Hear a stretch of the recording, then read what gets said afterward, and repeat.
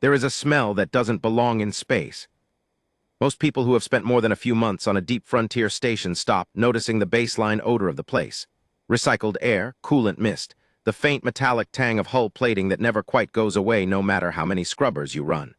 You get used to it the same way you get used to the hum of the life support systems, or the way the artificial gravity feels slightly wrong in your knees when the generators cycle down for maintenance.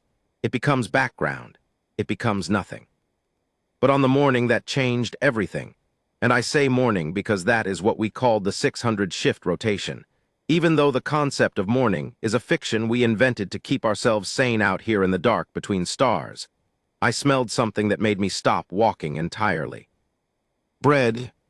Not synthesized bread, not the gray pressed grain blocks that the dispenser spat out when you keyed in the nutrient code. Real bread. Something with yeast in it, something that had been given time to rise and warm and breathe. Something that understood patience. I was 3 days into my assignment aboard the Veth Karath, the command frigate of General Sora Velketh of the Velhari Concordat, and I had been told, firmly and without room for negotiation, that my job was to observe and document. The Concordat had assigned me as a civil liaison from the Neutral Territories Compact. I was supposed to be a set of eyes, a recorder. A warm body with a datapad who attended briefings and filed reports that mostly confirmed what everyone already knew. The frontier was tense, the Concordat's garrison was stretched thin, and 3 separate power blocks were pushing into territory that nobody had bothered to formally claim, because formally claiming it meant formally defending it. I was not supposed to be standing in a corridor on Deck 7, 30 meters from the auxiliary galley, inhaling the ghost of something baked. I followed the smell. The auxiliary galley on the Veth Karath was not a place that appeared on any of the standard personnel maps given to liaison officers. The main crew mess was on Deck 4, centralized and efficiently terrible. The officers' dining suite was on Deck 2, adjacent to the command section, and the food there was better only in the sense that it arrived on actual plates. The auxiliary galley, the one tucked between the portside engineering junction and a storage bay full of emergency EVA equipment, existed because large ships always have spaces that nobody remembers to assign a formal purpose to, and into those spaces, over time, people pour meaning. The door was not fully closed. I pushed it open. The first thing I registered was warmth, genuine, unregulated warmth, the kind that comes from an open heat element rather than the Concordat standard 19.5 degrees Celsius that the climate system maintained throughout the ship. The second thing I registered was clutter, which on a Velhari military vessel was so unusual it was almost alarming. Surfaces covered with small containers, dried plant material bundled with cord, a row of glass jars with hand-labeled contents in at least 3 different scripts, a cutting board with actual knife marks in it, worn smooth by years of use. And then I registered the man. He was human, which was not by itself unusual. The Veth Karath carried a mixed crew, and humans were a common enough species in Concordat service roles. What was unusual was the way he moved. He was standing over a low counter with his back to the door, working something in a ceramic bowl with both hands, and he moved with the particular focused calm of someone who was not aware they were being observed and would not have changed anything if they were. His hands pressed and folded and turned, pressed and folded and turned, and the motion had a rhythm to it that felt almost meditative. He was probably early 40s by human standards. Brown hair, a little longer than regulation. Sleeves of his work shirt rolled to the elbows. There was a small scar on the back of his left hand that caught the light when he turned the dough, a pale mark about 2 centimeters long, curved like a crescent. I must have made a sound because he turned around. His eyes were brown, and they held that look that I had come to recognize in certain kinds of people. The look of someone who has learned, somewhere along the way, to read a room very quickly and decide very quickly how worried to be. He read the room. He decided not to be worried. "You found it early," he said, and his voice was level and warm and not particularly concerned. He said it in standard common, which was the trade language of the frontier, though his accent placed him somewhere in the Earth Central Territories, North American continent. Most people don't find this place until they've been on the ship at least a week. "What are you making?" I asked, because it was the most honest question I had. He looked at the bowl in his hands. "Bread," he said. "Sourdough. I've been keeping the starter alive for about 3 years now." He paused. I know what you're going to ask. Yes, I got authorization. Ship's doctor signed off on introducing biological culture material. Commander Esh Vorin had me file 7 separate forms. I'm still not sure why there were 7. I think one of them was just a form about having filed forms. I laughed. I hadn't meant to laugh. It surprised me. What's your name? I asked. Davin Marsh, he said. He wiped his hands on a cloth tucked into his belt. Ship's cook, or as my contract says, provisions specialist, Class 3, neutral territory secondment. He tilted his head slightly. You're the new liaison, the compact rep. Orya Sen, I said, how did you know? Because you're the only person who's come through that door in 3 days who looked at the jars before they looked at me, he said. Curious people make good observers. The compact tends to send curious people. I looked at the jars again. 47 of them I counted later. Each one labeled in a cramped, careful hand. Not just ingredients, though those were there, spices and dried herbs and compounds I didn't recognize. Some of the jars held things that were clearly not food. Small stones, a folded piece of paper pressed flat, 2 glass beads, dark blue, sitting at the bottom of a jar that was otherwise empty. I should have wondered about that. I did wonder about it a little. But Davin Marsh turned back to his dough, and the smell of the bread was extraordinary, and I was young and new to the frontier, and I thought I understood what I was looking at. I thought I was looking at a lonely man who made himself comfortable. I was wrong about the lonely part eventually, and I was catastrophically wrong about everything else. The Veth Karath was 3 weeks out from the Concordat's frontier outpost at Selha Point, when General Sora Velketh first entered the auxiliary galley.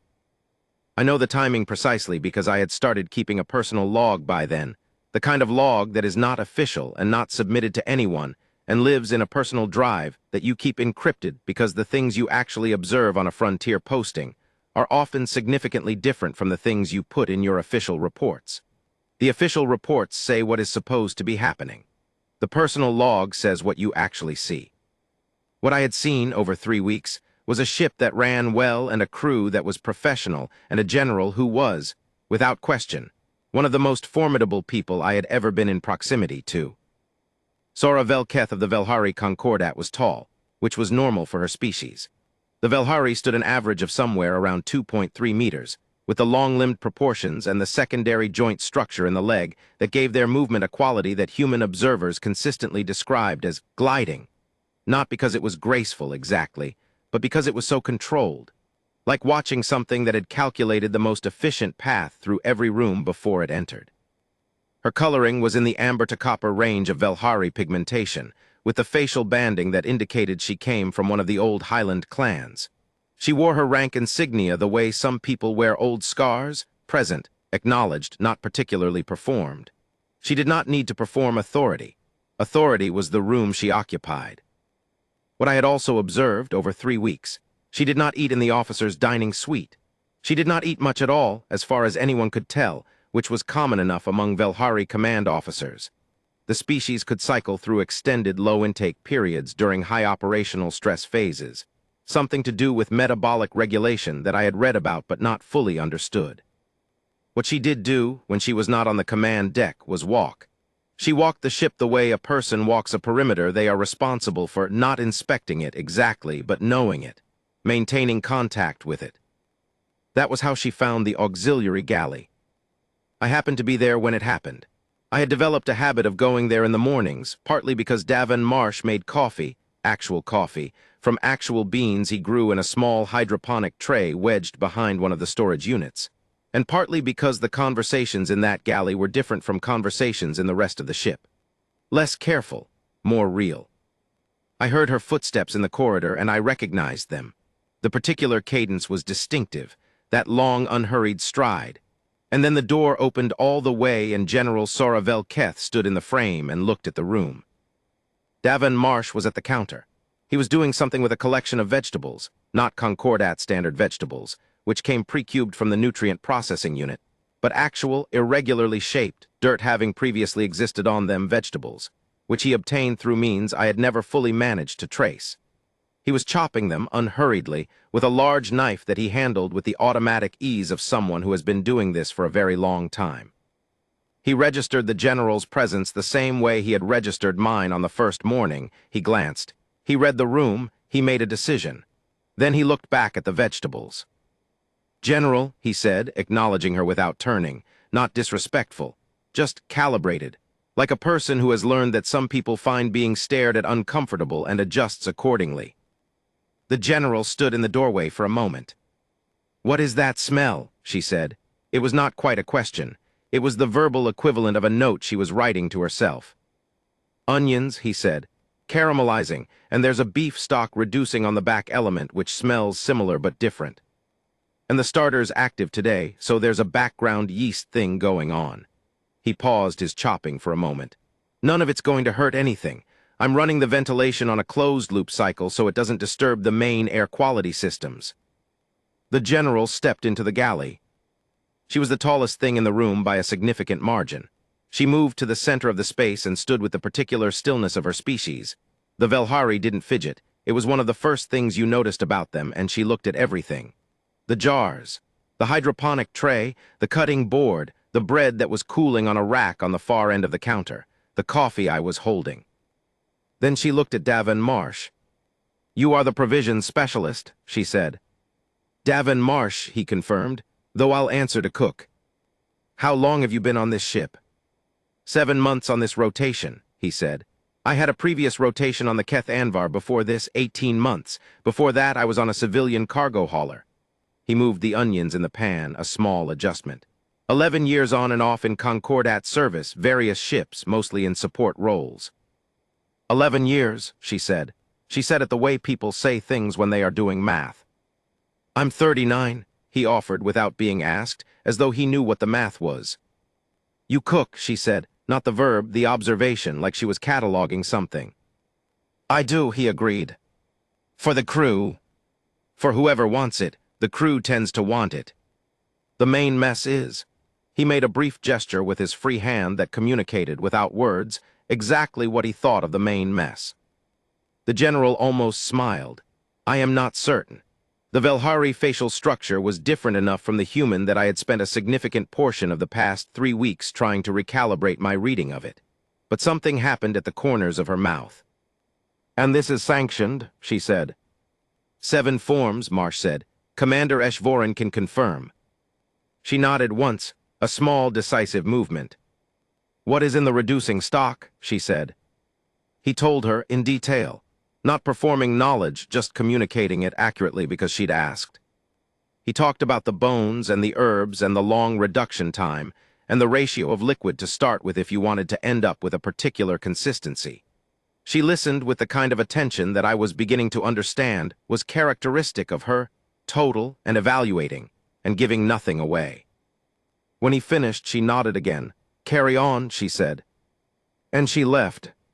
I waited until her footsteps had receded down the corridor. "How did you know to not make eye contact?" I asked. Marsh glanced at me. "What?"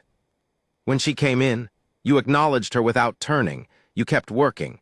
Most people in front of the general of this ship stop what they're doing and stand up straighter." He was quiet for a moment, moving the onions again. "Velhari command structure emphasizes competence over deference," he said. "She doesn't want people to stop being good at their jobs when she walks into a room. She wants to see her crew being good at their jobs. So," he shrugged, "I kept being good at mine." "How do you know that about Velhari command structure?" He picked up another vegetable. "I've read," he said pleasantly. "I wrote it down in my personal log that night. He's read. He reads people. He reads rooms. He reads species-specific behavioral frameworks before entering social situations that involve those species. And then I wrote, that's not something a cook does. And then I wrote, what does a cook need that much pattern recognition for?" I didn't have an answer. I filed it under things to think about later and went to sleep. Later came faster than I expected. The distress signal reached the Veth Karath on day 26. It was old. The timestamp on it put it at 11 days out by the time we received it, which meant the situation described in it had either resolved itself or gotten significantly worse. The signal was coming from a small mining claim on a rock called Pelin Drift, officially uncategorized, out past the Selha corridor in the territory that everyone technically agreed was neutral and nobody practically agreed about it all. The signal was short. Automated emergency broadcast, the kind triggered by a biometric fail-safe when a registered life sign dropped below a certain threshold. It said, "Emergency. Registered Operator Covenant Mining Interest LLC. Personnel roster, 12. Signal origin, Pelin Drift Station." That was all. 12 people, 11 days ago. General Velketh diverted the ship. I attended the briefing. It was a standard tactical brief, the kind I had attended several times already. The general at the head of the table, Commander Esh Voren to her right managing the display feeds, the department heads arranged in order of rank along the sides. I sat at the far end, liaison protocol, observer status, not expected to contribute. The general ran through the strategic picture with the economy of language I had come to associate with her. 3 possible explanations for the signal. First, equipment failure, signal triggered accidentally, all 12 personnel fine. Second, accident, medical emergency, personnel in trouble. Third, external threat actor, which at this particular point in space meant one of several possible parties who had been applying pressure to the frontier corridor. Probability assessment, she said to her intelligence officer. Scenario 1, 22%, the intelligence officer said. Scenario 2, 41%. Scenario 3, 37%. Rounded, Esh Voren said. Rounded, the intelligence officer confirmed. The general looked at the map for a moment. We approach on a standard humanitarian vector. Yellow alert status until we have visual. Boarding team to be ready at minus 30 minutes from arrival. What rules of engagement? Esh Voren asked. Proportional response. Defend the rescue operation, nothing preemptive. She looked around the table. Any questions? There were no questions. She stood, everyone else stood. The room began to move. I was gathering my data pad when I realized she had stopped moving. She was looking at the corridor beyond the briefing room door with an expression I couldn't read. Then she looked at me. You will stay on ship during the boarding operation, she said, not unkindly, firmly. Understood, I said. If you need to be somewhere during approach, she said, and there was something measured in her tone, the auxiliary galley is a sanctioned crew space. Deck 7. She left. I stood there for a moment, trying to work out what she had just told me. She knew I knew where the auxiliary galley was. She knew I went there. She had just, for reasons I was not sure of, given me permission to go there during a yellow alert approach to a potentially hostile situation.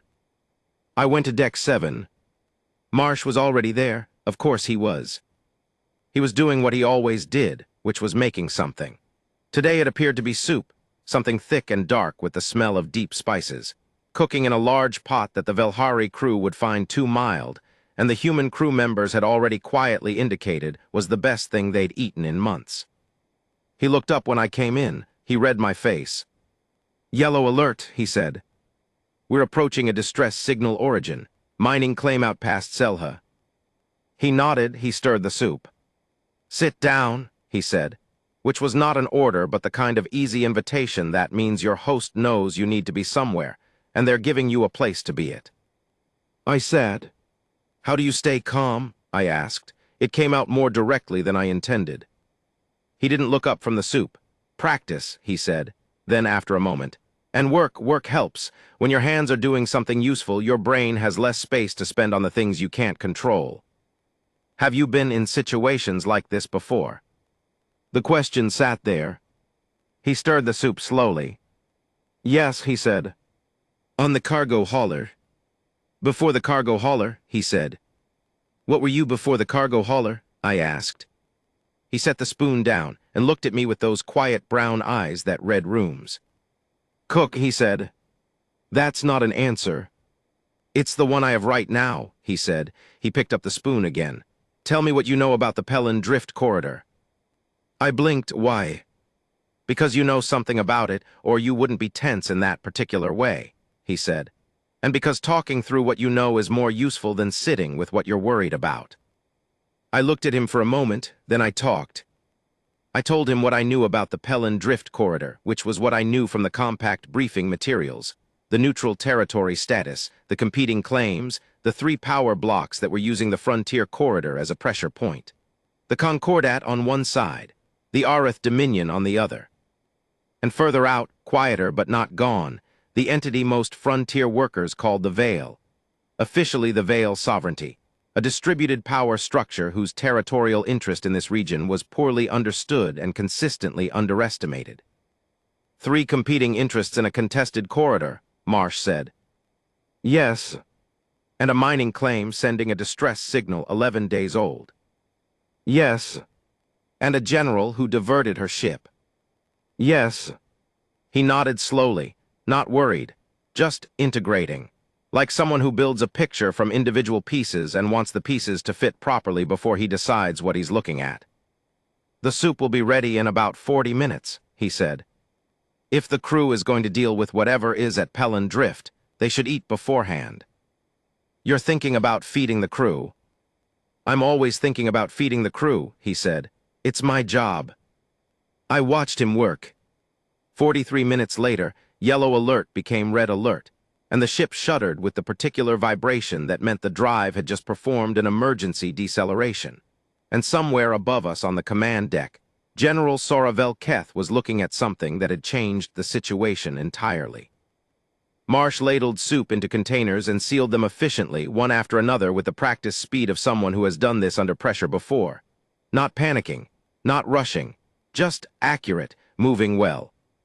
I thought again, what does a cook need that kind of precision for? The internal comm crackled. All personnel red alert status. This is not a drill. Boarding team to Port Bay, medical team to standby. Liaison personnel are to remain in assigned safe zones. I repeat, red alert. This is General Vel Keth. This is not a drill. Her voice was completely level. Marsh handed me a sealed container of soup. Eat, he said. You'll be more useful to everyone if you're not running on empty. I ate. They found 9 survivors on Pelin Drift. Of the original 12, 3 were dead. The biometric failsafe had triggered accurately. The 9 survivors were in poor condition, 2 of them critical. They had been there, isolated and broadcasting for 11 days.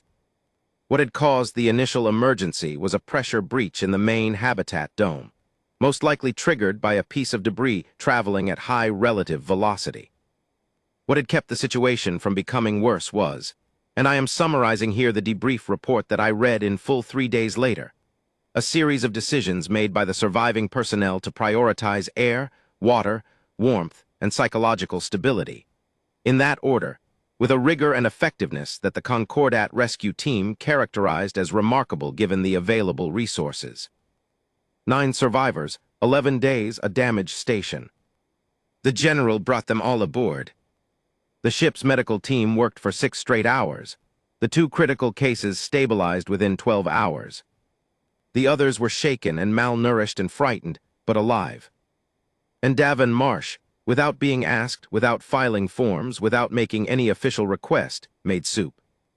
He made soup for 9 traumatized miners who had been eating emergency ration bars for 11 days. And he made it hot, and he made enough of it, and he made it taste like something a person would choose to eat rather than something they had no choice but to consume. He carried it down to the medical bay himself. He sat with the survivors while they ate it, not talking much, just present, because he understood, in the way that some people understand without being taught, that after 11 days of survival, the thing you need is not information. The thing you need is the experience of being cared for. I watched this from the corridor, and I saw General Soravel Keth watching it too. She was standing at the far end of the medical bay, near the door, and she was watching Davin Marsh sit with the survivors and make sure they ate, and her expression was the one I still could not fully read. But something in it was different from her default. Something in it was paying a kind of attention that her default operational mode didn't include. She didn't stay long, she had a ship to run. But she noticed. What happened 3 days later was the thing that started to unravel everything. We had left Pelin Drift, and the 9 survivors were recovering, and the ship was back on its operational heading, and the tension of the rescue had settled into the residual hum of a crew processing something difficult. Marsh was in his galley. I was at my workstation reviewing the debrief notes. The general was on the command deck. The message came through on the Concordat's secure command channel, which meant I only found out about it afterward, from Esh Voren, who told me because she decided I needed to know, and she had clearance to share what she shared and discretion about the rest. The message was a diplomatic communique from the Arath Dominion.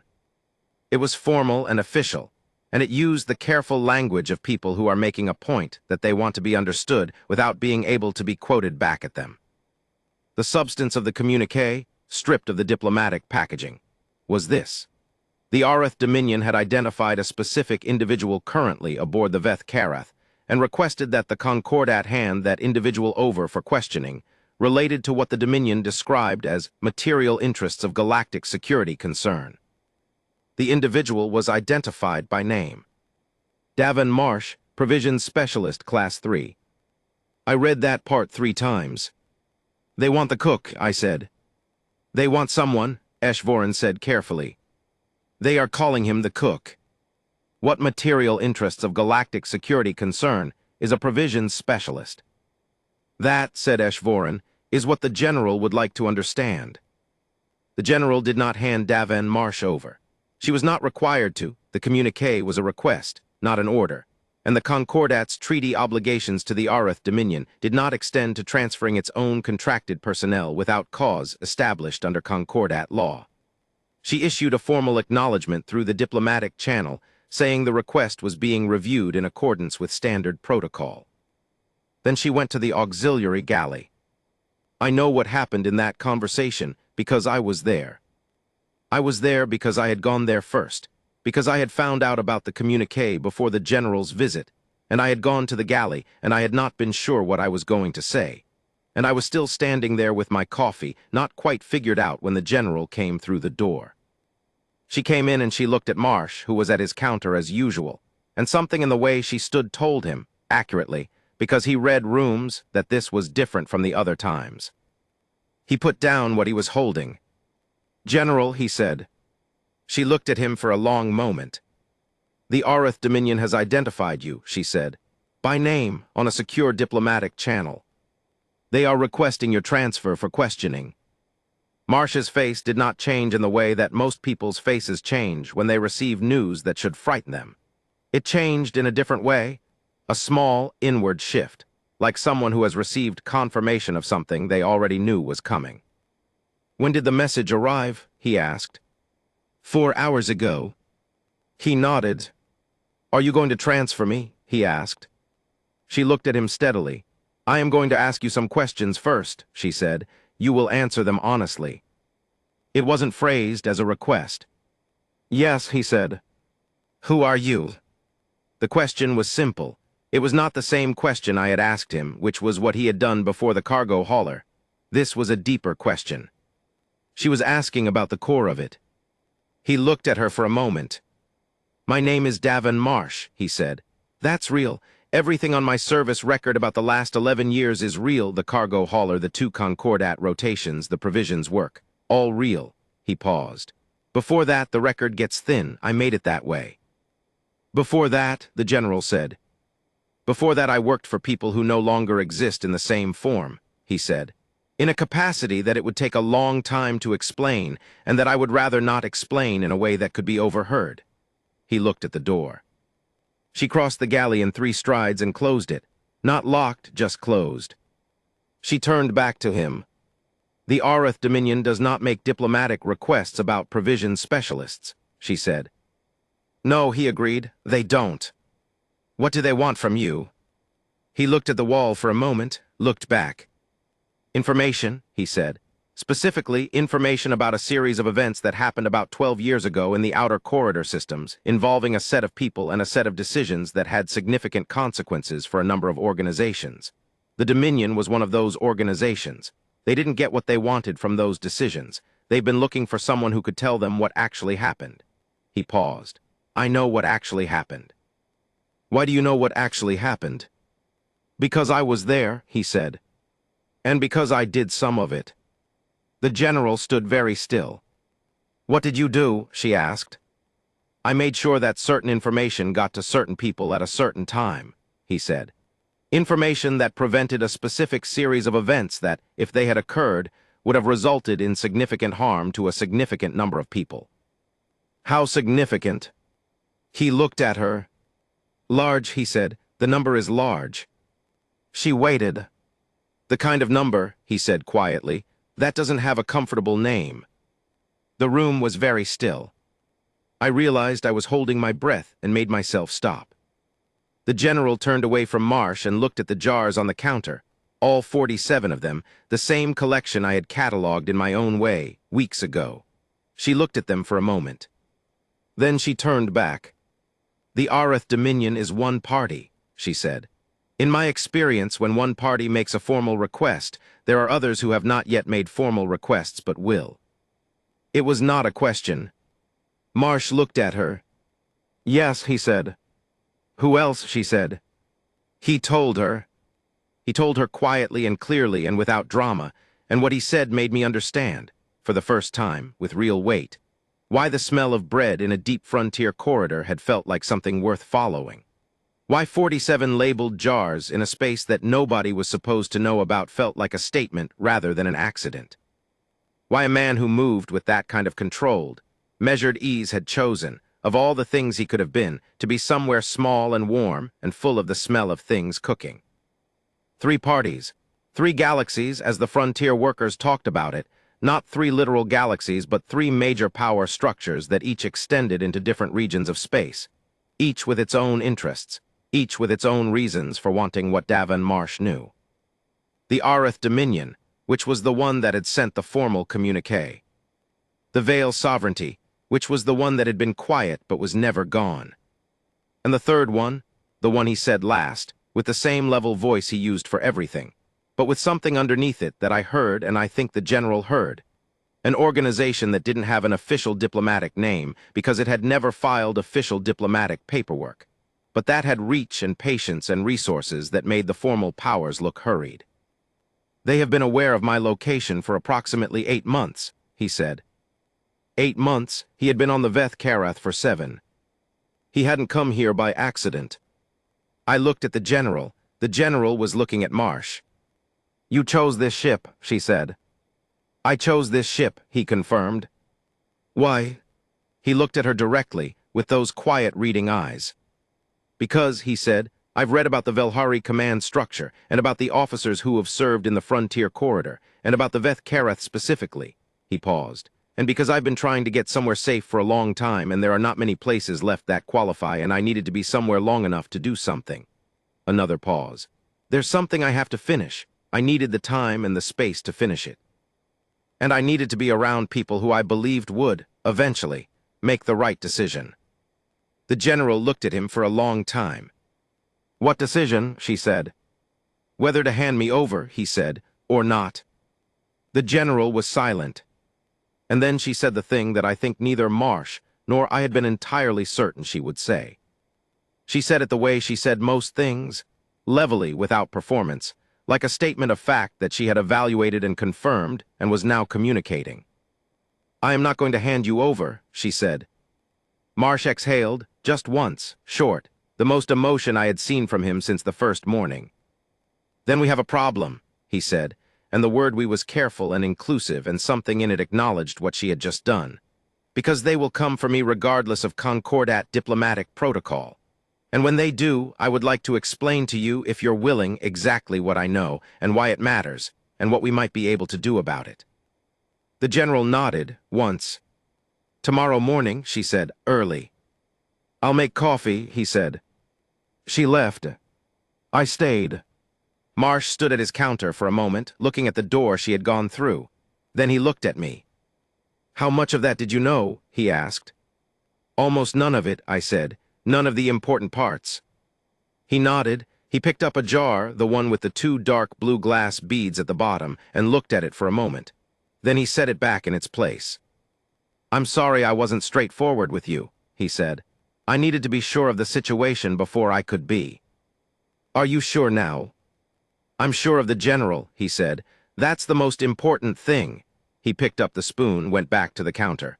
I'm going to make something for tomorrow morning that's worth eating, he said, almost to himself. If we're going to talk about things that are difficult to talk about, it should be over something good. I watched him. The blue beads, I said after a moment, in the jar. He glanced at me. What do they mean? I asked. He was quiet for a moment. I've been keeping count, he said finally, of the times I've gotten out of something I wasn't sure I was going to get out of. He looked at the jar. Two so far that were genuinely close. I looked at the jar too. Two beads, small, dark blue. How many of the other jars are counts? I asked. He looked at me with those quiet eyes. Most of them, he said. I looked at the 47 jars arranged in their careful rows, labeled in that cramped, precise hand. I thought about what kind of life accumulated 47 different things worth counting, what kind of attention it took to keep track of all of it, what kind of mind looked at the world and said, I will mark this, I will remember this, this matters. What kind of man, I thought, keeps track of everything and chooses to be in the end a cook. That night I sat at my workstation, and I wrote in my personal log for a long time. I wrote down everything I remembered about the conversation. I wrote down the way Marsh had stood when he said certain things and looked away when he said others. I wrote down the three parties, the Areth Dominion, the Vale Sovereignty, and the unnamed Third, and what each of them represented in the broader geopolitical picture of the frontier corridor. And then I wrote something I hadn't planned to write. That came out of the end of my pen before I had consciously decided on it. The general made her decision in approximately 45 seconds. She has command of a frigate, responsibility for a mixed crew of 211 people, and active diplomatic and operational obligations in one of the most contested corridors in the frontier. She made a decision that has the potential to bring 3 separate galactic-level powers into direct conflict with her ship. In 45 seconds, based on a conversation with a man she has known for 3 weeks who just told her he is hiding information that multiple major entities want badly enough to break diplomatic protocol over. She made that decision because she believed he was right. I've been a liaison observer for 4 years. I've attended hundreds of briefings. I've watched dozens of command-level officers make decisions under pressure. I've never seen anyone make a decision like that with that particular quality of stillness. I think she knew something I didn't know yet. I think she had been knowing it for some time. I think she knew what Davin Marsh was before he told her. I stopped writing and looked at the ceiling of my small liaison bunk. Above me, on deck 7, a man who counted things in jars was making something for a morning that was going to be hard. Above him, on the command deck, a general who had just made a consequential decision was, I suspected, standing at the viewport looking out at the stars with the particular quality of attention of a person who has taken on something significant and is now thinking about how to carry it. And somewhere out there in the dark, in 3 directions from 3 separate power centers, each with their own reasons and their own resources, and their own understanding of what Davin Marsh knew, something was already moving. Not yet visible, not yet close, but moving. The bread would be ready in the morning, the coffee would be hot. And the conversation, when it happened, would be the kind of conversation that determines what comes next.